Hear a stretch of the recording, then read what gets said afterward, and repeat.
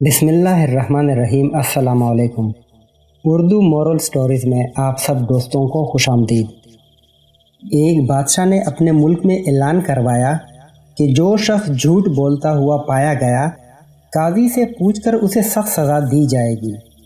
اعلان کا سننا تھا کہ لوگ ایک دوسرے سے بھاگنے لگے کہ کہیں جھوٹ کے الزام میں پکڑے نہ جائیں۔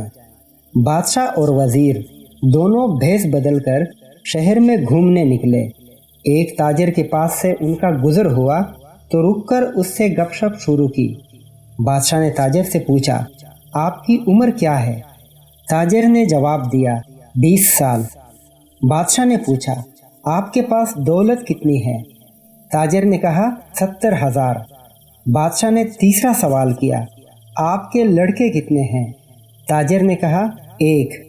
بادشاہ اور وزیر نے واپس آ کر دفتر میں ریکارڈ دیکھا تو تاجر کے جوابات کو غلط پایا اور بادشاہ نے تاجر کو طلب کر لیا۔ آپ نے اپنی عمر 20 سال بتائی جو غلط ہے، آپ کی اب یہ سزا ہے۔ تاجر نے کہا، پہلی میری غلطی ثابت تو کیجیے۔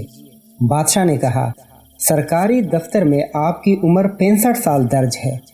تاجر بولا، جناب میری زندگی کے 20 سال ہی اطمینان و سکون سے گزرے ہیں، اس لیے میں اسی کو اپنی عمر سمجھتا ہوں، باقی سب فضول ہیں۔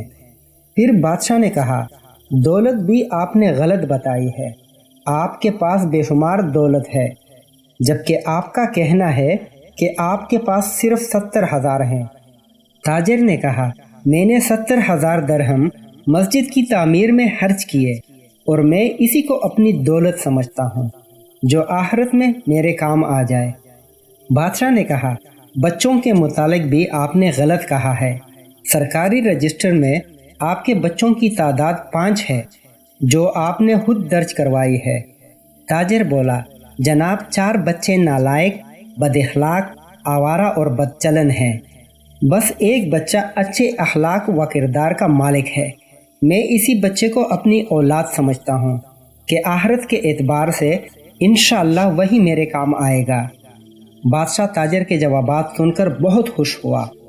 اس نے تاجر سے کہا، بے شک عمر وہی گننے کے لائق ہے جو اطمینان سے گزرے، دولت وہی گننے کے لائق ہے جو اللہ کی راہ میں خرچ ہوئی ہو، اور وہی اولاد کہلانے کے لائق ہے جس کے اعمال و اخلاق اچھے ہوں، طور و اطوار، نشست و برخاست اور چال چلن، یہ سب چیزیں قابل ستائش اور اچھی ہوں۔